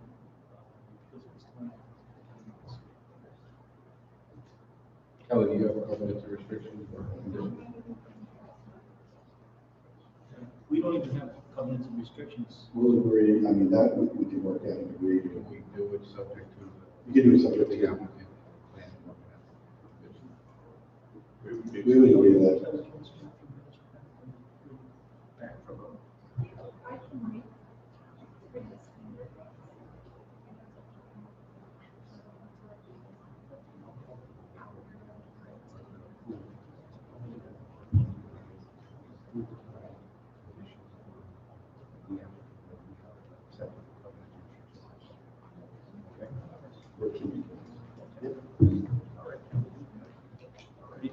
That being said, I'm going to ask the board for a motion.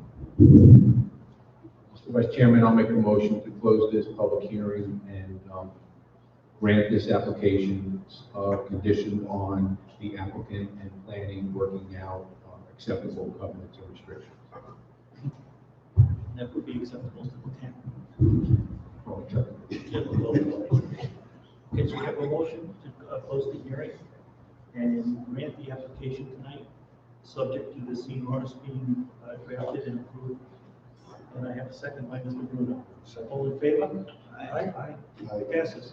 Thank you so much. Thank you very much. We really greatly appreciate it for developing your community. Thank you. We look forward to seeing your warehouse. Absolutely, thank you.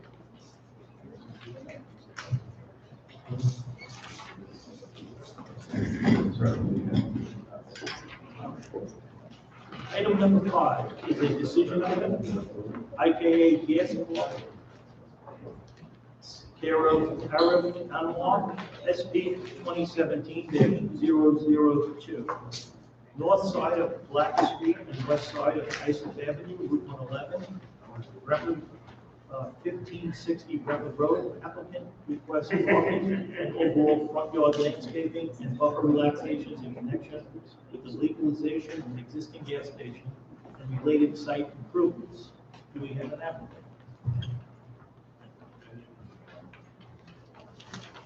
Good evening, Mr. Chairman. For the record, my name is Michael Mordillo, architect from Inspire Design Group. My office is located at 1650 Sycamore Avenue, Bohemia, New York. I am the representative for the applicant, IKAPS. So if you'd like, I could recap the application. It's been a long time. Give us a brief recap. We'll Sure. have the staff do their report. Either one. Maybe I'll start with Tanner, and I'll follow up on Tanner's, whoever's making the presentation. And, So just stand by and take questions. Absolutely. So with that being said, we'll go to Mr. Gonzalez for staff report.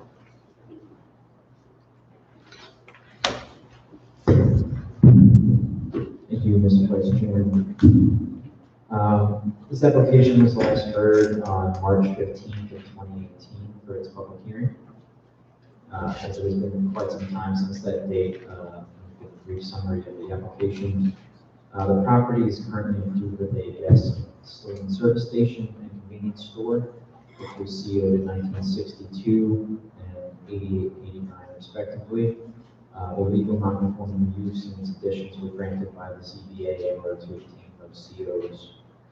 The applicant is essentially legalizing the existing site and providing necessary site improvements related to landscaping, parking, ADA accessibility, and some additional aspects. The decision back in March of 2018 was reserved in order for staff to work with the applicant to revise the site plan and draft conditions. At this time, after a few rounds of review, the applicant has done so adequately.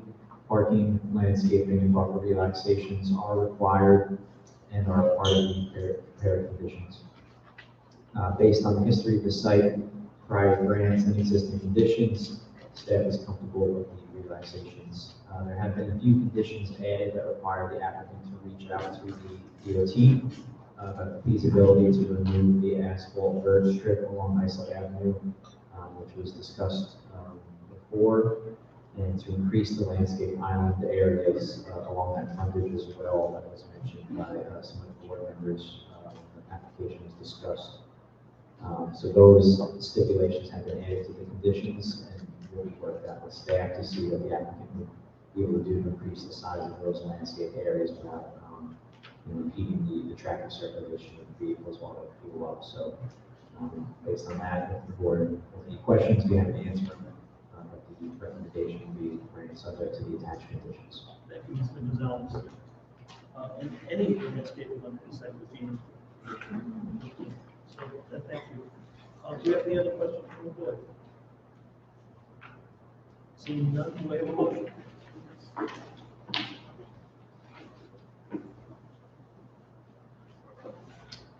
I'll make a motion to close the hearing. So I have a motion to close the hearing and grant the application. Do I have a second? Second. Second by Mr. Ferrajari. So the motion was by Mr. Matamor, second by Mr. Ferrajari. To grant, all in favor? Aye. Thank you. Thank you very much. Number 6, major subdivision, Martinez Estates, MS 2017-003, the east side of American Boulevard, 198 feet north of First Court. Brentwood, 361 and 365 American Boulevard. Applicant requests final approval for a 6-lot major subdivision, 2 existing homes and 4 buildings. Do we have an applicant? My name is Johnny Gleason, architect. I'm here to represent the owner of the also Martinez Estates, 3366 Avenue, St. James, New York 11780. We have the final public hearing, and just a quick review. As you just stated, it was a 6-lot subdivision, 4 new lots with an extension of a new court on Helmick Street, which will have 4 new lots. We have 2 existing houses at East Mercy Boulevard and 4 new lots, 4 new houses with an extension of Helmick Street into a cul-de-sac. I'm sure Mr. Gonzalez is going to tell us various easements are kind of delineated on the individual lot maps, and will be, recorded that the required agencies and bonds in the process of being obtained for construction of various site improvements, especially the road. Does anybody have any questions? Make comments. Stand by if there's any questions. Okay, thank you. We'll go back to Mr. Gonzalez for Thank you. This application was granted preliminary approval on July 15, 2020, subject to finalizing the development plan of the town engineer. Staff worked with the applicant's surveyor extensively to accurately plot the required natural areas for the conservation easements, as those had to be solidified before the plan was approved. All bond figures are set as shown in the attached draft final resolution. If granted the application, the applicant has 180 days to comply with all those conditions. We're going to put that money up and forward the necessary documents. Of course, the planning board can extend that if they need more time. Based on this, staff recommends the board grant the application subject to that final resolution. Thank you, Mr. Gonzalez. Do we have any questions from the board? Seeing none, do I have a motion? Chairman, I'll make a motion that we grant this application subject to the conditions. I have a motion by Mr. Ferrajori to grant the application. Do I have a second? Second by Mr. Bruno. All in favor? Aye. It's granted. Thank you. Thank you. Item 7, major subdivision bond release. Dylan, I'm sorry if I mispronounce this. Yokuli, MS 2013-004, west side of 3rd Avenue, 1156.34 feet north of Sunrise Highway in Bayshore. Applicant requests a full release of the surety bond and cash bond that remains in connection with the previously approved major subdivision. We have an applicant here tonight. Seeing no one, we're going to go to Mr. Gonzalez.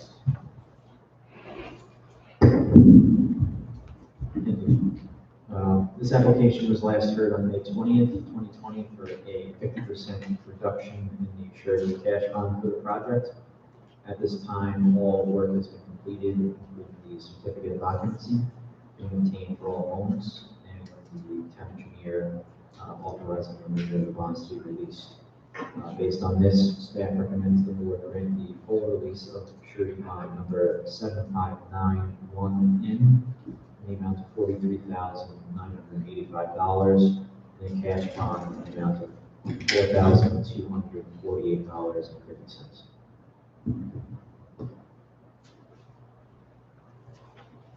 Thank you, Mr. Gonzalez. Are there any questions from the board? Seeing none, do I have a motion? I'll make a motion to grant the application subject to the conditions.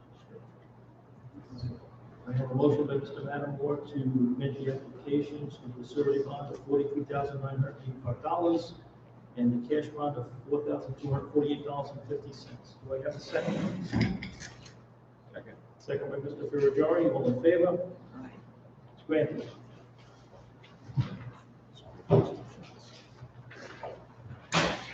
Item 8, Great River Enterprises 2, CZ 2021-010, south side of Exeter Memorial Highway, 454, approximately 227 feet west of 5th Avenue, Bohemia. 3040 and 3064 Veterans Memorial Highway.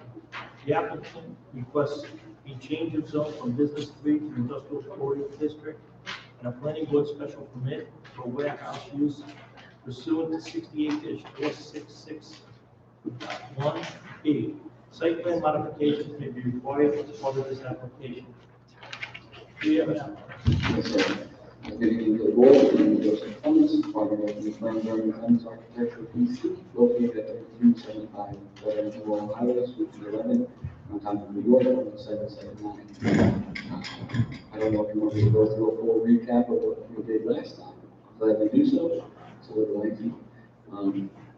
But regardless, we came before you to discuss an approximate 4.02 acre parcel situated on the south side of Veterans Memorial Highway, approximately 196 feet west of Fifth Avenue, with the property address of 3040 and 3064 Veterans Memorial Highway, New York, 11716. This application proposed a change of zone from Business 3 and now Residence AA to Industrial Corridor District, along with a planning board special permit for warehouse use pursuant to section 68-466.1B and a minor parking relaxation. We last made a presentation to the planning board back on June 9th, 2021 to explain the intent of the proposed application. To briefly summarize, the subject property was previously occupied and used by Foundry Realty Associates, a Foundry Bus Company, which uses split zone flat in connection with their operations, consisting of bus service and outdoor storage of their vehicle fleet. Such outdoor storage has existed on this lot dating back to the early 1980s. The Business 3 district does allow for a commercial automobile parking field as of right, provided that a site plan be submitted to and approved by planning board or per design indicating compliance with town standards. Since our last appearance to the board, our office had received notice from planning staff that the road abandonment requested for the remaining bounds of Charles Street had been approved, contingent upon the approval of this requested change of zone. As such, it is my understanding that this portion of the street is presently zoned Residence AA, which would need to be included within this change of zone request that the entire property is correctly zoned ICD in the event of approval. Per the town license zone for the Residence AA district is designated as a higher classification than that of both the Business 3 and the Industrial Corridor district. However, after reviewing the history of the site, along with the spirit and intent of the comprehensive plan and the Industrial Corridor district zoning criteria, which was amended in its entirety as recently as November of 2017, it would be reasonable to assume that the town of Islip would prefer the site to be designed and developed as ICD. The proposal set before you requests just that, change zone to ICD to allow my client to vastly improve that of the existing grounds to remove the outdoor storage for buses and replace it with a well-manicured property consisting of office and warehouse uses. It is understood that the purpose of the ICD district is to promote high-quality development and redevelopment and enhance the area's success as a premier industrial and office district. It was established with the intent to provide opportunities for successful and sustainable growth within the district and the intent to improve the town of Islip's gateway to MacArthur Airport. This proposal presented before you requests the consideration for redevelopment of a site which contains two vacant, dilapidated, and underutilized buildings and convert it into a much improved site which includes two separate buildings, one at 30,000 square feet, another 18,630 square feet, equaling a proposed FAR of approximately 28.1% under that of the permitted 35%. I would like to note, however, that a minor parking relaxation is being requested as part of this application, as only 100 parking stalls with the required 103 are provided. A request for relaxation would be 2.9%. One of the objectives within the Industrial Corridor District is to enhance the aesthetic of the roadways by means of landscaping, lot area, frontage, and architectural quality. The plan presented provides a minimum 10% front yard landscaping as required by subdivision and development regulations and complies with front yard dimensional setback criteria as required within the zoning code. The property is also comprised of approximately 35% total landscaping, including buffers, 27% not including buffer area. Following the public hearing portion, we have received recommendations from planning staff. The sound attenuation wall proposed within the buffer had been altered to more strategically block possible use from the adjacent residences to the south, as well as assist with any potential noise from the site. Another item that was also rectified was the loading bay that was removed from within the 100-foot setback of the residential properties, so that will work to plan as well. My client had also been provided with draft deed covenants and restrictions per the town of Islip Planning Department for review. The client is in agreement with conditions set forth and as such has promptly executed them for submission to the planning department for the records. As you can clearly see, my client simply wishes to establish and maintain a property which conforms with the general intent of the town of Islip County of preparing the industrial border district regulations, while also providing something which contextually fits in with the surrounding area. The improvements requested will be benefit to the community and enhance the aesthetic of the better Illinois highway corridor. This proposal will be a vast improvement in that of the lighted uses which have recently occupied the site. As such, we would respectfully request that we recommend this change in zone so that my client can convert the size of the site into a pleasant area to continue to enhance the Bohemian community. Thank you all for the consideration. We have any questions you may have. Thank you, Mr. Clemens. You're welcome. Mr. Colvin, go back.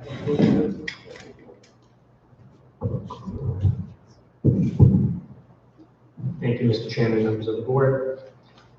This application was previously heard at the June 9th hearing. The primary concerns raised at that time was the site access and noise.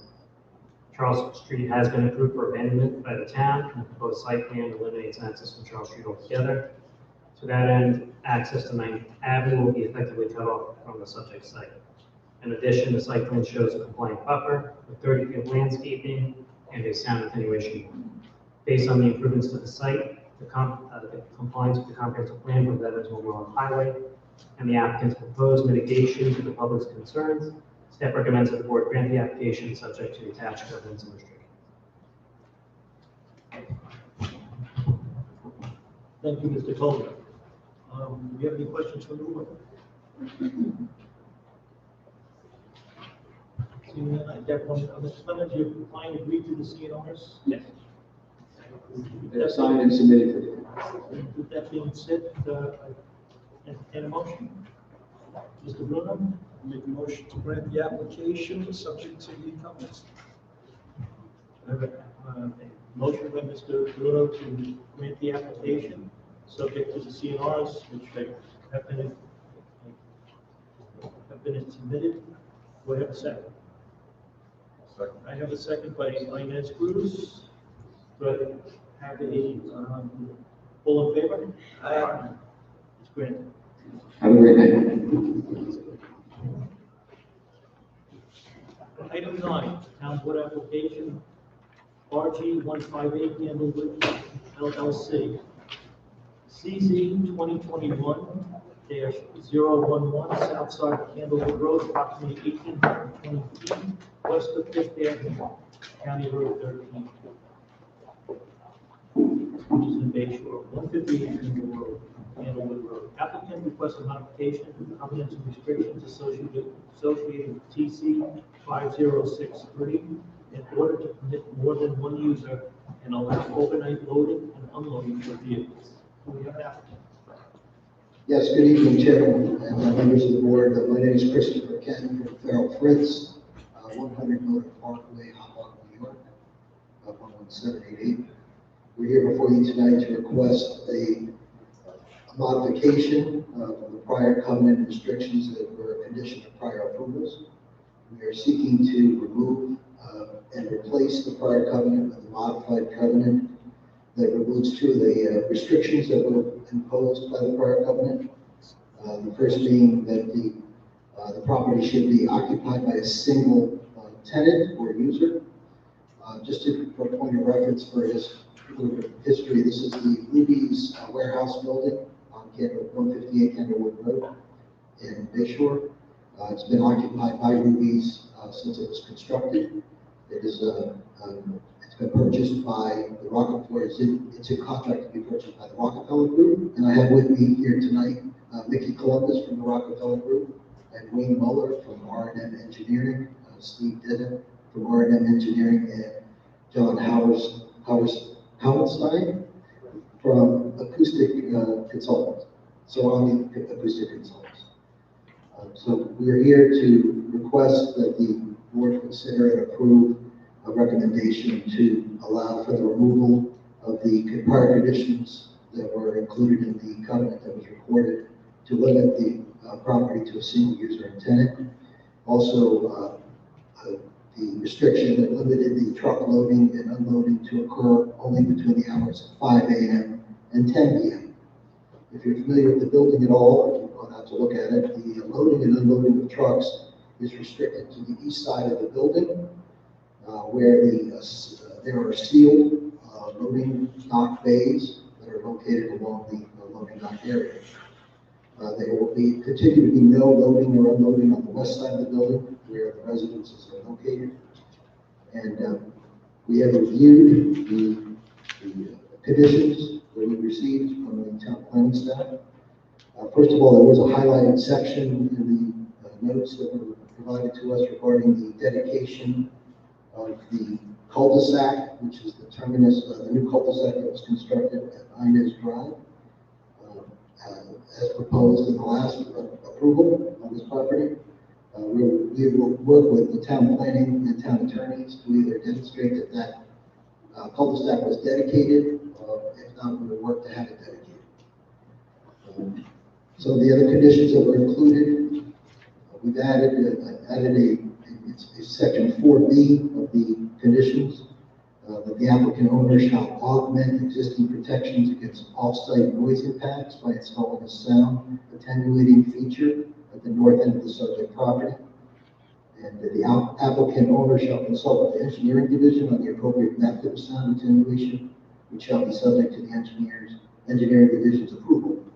The planning board reserves the right to require that different or additional sound attenuation method to be installed within a time frame set by the planning board if the town receives substantiated complaints regarding noise from overnight truck activity on the subject property. And if the town receives substantiated complaints regarding noise, and upon 15 business days prior advance notice, written notice, the applicant's owner failure to cure or if means of the curing the violation cannot reasonably be completed within 15 business days, then in that event, if the applicant owner fails to undertake meaningful steps to cure, then the planning board has the right, after public hearing, to modify the hours of truck operations on the subject property. We are in complete agreement with that language. We don't know why then there is also language added that the northern garage door shall be utilized between the hours of 10 p.m. and 5 a.m. only. We would request that if we are augmenting the noise attenuation measures that are currently on the site, and the planning board is reserving the right to bring us back if those noise attenuation measures are not adequate, we would ask that we not restrict the hours. I'll get you an explanation on something. Okay. So that's basically the condition that we don't understand that. Yeah, no, I do, and I'm going to ask Mr. Copeland to explain it.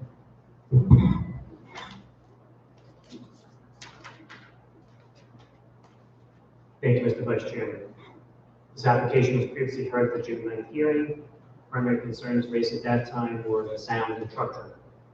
The applicant has submitted a noise study and a traffic study to provide information on both of these impacts.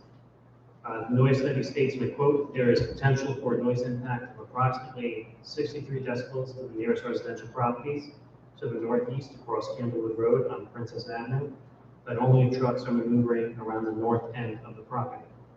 The covenants direct the applicant to consult with the Division of Engineering to devise a sound attenuation method proposal to address the noise. The covenants further recommended by the town engineer limited the hours of the use of the northern garage door. The reason for that is it's not apparent, being that that's the northernmost access to the building. If it's open, it's also taller than the other loading areas. The town engineer had concerns that there may not be a sound attenuation mechanism to adequately screen over the noise that may come from the door if it's open overnight. To that end, if the acoustic expert has an explanation for that, I mean, we can certainly listen to it or leave it up to the town engineer. It's up to the board. Is it, Sean, is it redundant to have that in there? I wouldn't say it's redundant. I mean, if you look at the street view or go to the site, you'll notice that the garage door is considerably higher than the loading areas, and that's, again, northernmost portion of the site. And that's the one that's closest to the residences that are likely to be impacted. So again, the concern of the town engineer was what mechanism is going to screen all the noise coming from that, and then, typical sound attenuation will probably be that. I don't know if the one's going to be taller or closed, or again, we also want to be mindful of the aesthetic impacts of the wall when passing by. Again, it's just a consideration for the board. It was a suggestion of the town engineer. The condition does require, Mr. Ferrajari, did you have a question for me? So, Mr. Colgan, is the town engineer requesting hours of operation restrictions only on that northern? Only on the garage door, correct? Only on the northern garage? Yes. So the remainder of the site would have Would be accessible. would have no hours, no restrictions on the hours, just the northern garage? yeah, we understand that, but we're going to construct a noise attenuation wall. And the planning board is reserving its rights to bring us back before the planning board if there are complaints. I would ask that the restriction not be imposed until such time that the board does receive complaints. You have the right to bring us back in and to make us add additional restrictions to the use of the property at a future time. It would be much harder if we had to overcome that restriction again, than to add it later on, if it's necessary. We'd like to make every effort to address any noise concerns through efforts, through measures that can be taken to build noise attenuation structures. And if those are unsuccessful, we would like to come back in and then impose that. We'd ask you to impose that restriction at that time, rather than now.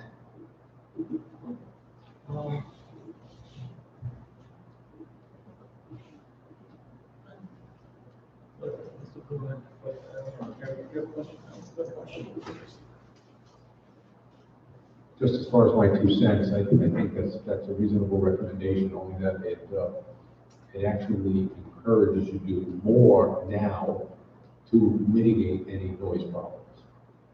As opposed to, okay, I have the restriction anyway, so I don't really care about them. I think to give us a chance to see if we can address the issue. If we are unable to, you could always bring us back in. And we always have the ability to pull you back if there are noise complaints and then impose further restrictions, which this board has done in the past. It's provided for in the condition of the covenant.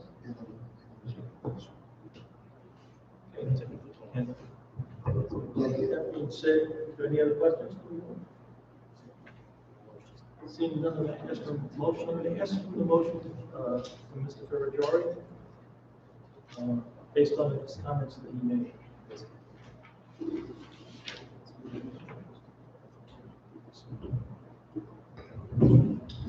Okay, I'll make a motion, Mr. Vice Chairman, that we grant this application subject to the covenants and restrictions, with the exception that there'll be no restrictions on the hours of operation, with the condition, though, that should this board, or should the town receive noise complaints, substantiated noise complaints, that we reserve the right to, I guess, rehear this application and impose further restrictions to address any noise issues. Okay, I'm not going to repeat that.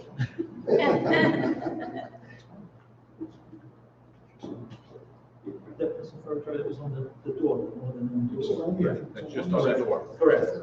Only the door or the entire building? If we brought them back. Oh, if we bring them back, everything's open. That's. Yeah. In other words, if we bring them back, That's what. everything that's needed to address the complaints that exist. That's what's provided in section. If the complaints are related to the northern door, then we make that decision at that time. That's correct. That's what I understand. So, this is a point of order. We have a motion by Mr. Ferrajari, to grant the application subject to removing the restrictions on the northern door and with the verbiage that he used, that we can bring it back. We have complaints and take care of it at that time. Do I have a second? Mr. Matamore, I have a second. All in favor? Aye. Granted. All right, thank you very much. You don't say. Mr. Matamore, can you give me one more motion? Yes, one more motion, I make a motion that we adjourn. I have a motion by Mr. Matamore to adjourn. Opposed? Second by Ms. Cruz, all in favor? Aye. We're adjourned. Welcome back, everybody. Take a seat.